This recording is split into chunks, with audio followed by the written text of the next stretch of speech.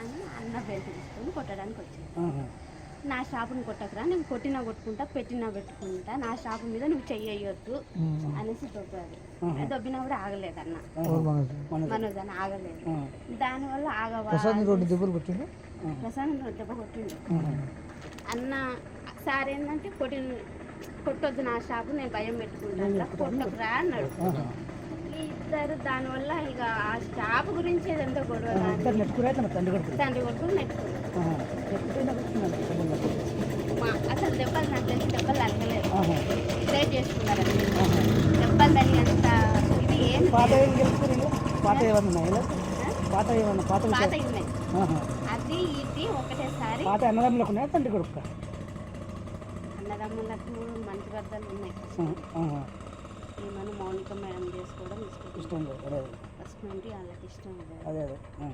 దానివల్ల కొంచెం వాళ్ళు ఫస్ట్ నుండి డిస్టర్బెన్స్ ఆ విషయం మీద.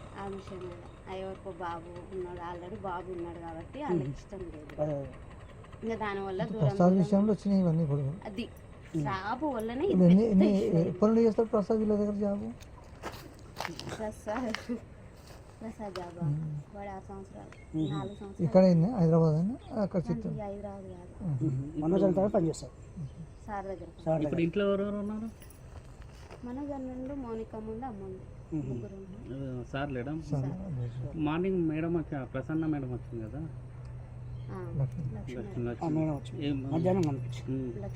అంటే ఏమన్నా సంజాయించిందా లేకపోతే చెప్తుంది ఇంకా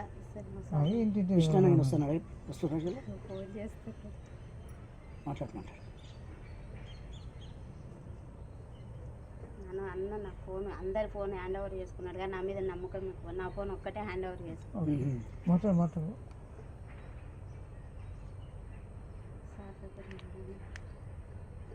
ఎన్ని గంటలకు అయింది? నైట్, శనివారం నైట్.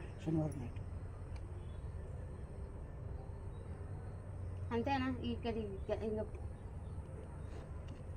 సారు ఇక్కడ ఏం జరుగుతుందో తెలుసుకోరాని ఫోన్ చేద్దాం అన్న. రాడు, నాకు తెలిసి మా విష్ణు అన్న రాడు కానీ ఈయన భయం ఏంటంటే విష్ణు అన్న ఏంటంటే సారు మీద చెయ్యి వేసినా ఎవరన్నా ఏమన్నా అన్న ఒప్పుకోడు.